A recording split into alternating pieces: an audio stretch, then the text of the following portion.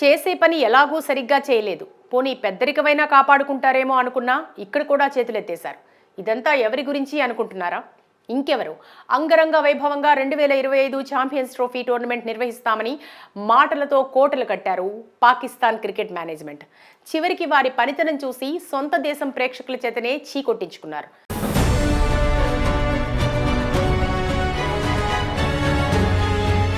మరి ఇంతకీ ఏమైంది? అసలు విషయంలోకి వస్తే 2017 ఛాంపియన్స్ ట్రోఫీలో విజయం సాధించిన తర్వాత పాకిస్తాన్ యాజమాన్యం 2025లో అన్ని మ్యాచ్లు పాకిస్తాన్లో నిర్వహించాలని ఐసీసీతో ఒప్పందం కుదుర్చుకుంది.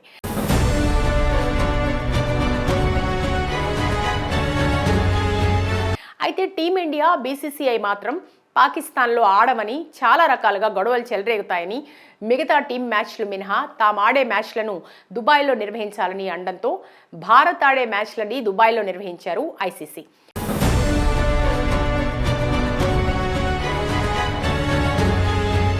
ఒప్పందం ప్రకారం పాకిస్తాన్లో మిగతా మ్యాచ్లు నిర్వహించారు. ఇంతవరకు బాగానే ఉంది. అయితే రెండవ మ్యాచ్ భారత్ పాకిస్తాన్తో తలపడింది. ఒప్పందం ప్రకారం ఈ మ్యాచ్ దుబాయ్లో జరిగింది. అయితే మ్యాచ్ ఓడిపోవడంతో పాకిస్తాన్ అభిమానులు తీవ్ర ఆగ్రహం చెందారు. ఏ ఒక్క ఆటగాడు సరిగ్గా ఆడలేదని, పాక్ మేనేజ్మెంట్ సైతం టీం ఆట తీరుపై శ్రద్ధ వహించలేదని మండిపడ్డారు.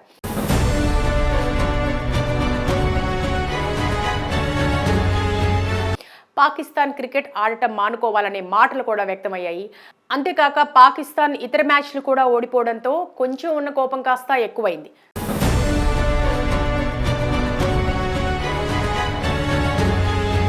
సొంత దేశంలో ఆడే మ్యాచ్లు కూడా గెలవలేరా అనే విమర్శలు తీవ్ర స్థాయిలో చెలరేగాయి.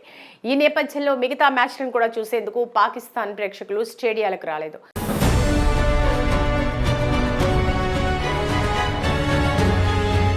ఆఖరికి తప్పని పరిస్థితుల్లో పరువు పోకూడదనే ఉద్దేశంతో Pakistan cricket management cricket match చూసేందుకు వస్తే ఫ్రీగా బిర్యానీ ఇస్తామని ఆఫర్ చేశారు.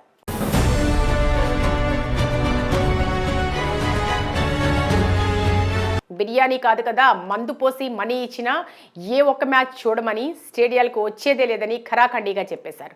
దీంతో ఉన్న కాసింత పరువు పోగొట్టుకున్నారు పాక్ మేనేజ్మెంట్.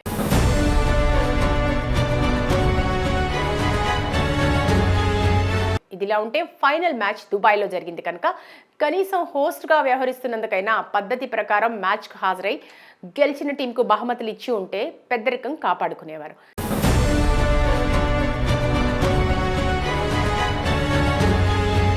కానీ ఇండియా చేతిలో ఓడిపోయామనే బాధతో ఫైనల్ మ్యాచ్ దుబాయ్కి రాకుండా, ముఖం చెల్లకుండా చేసుకున్నారు.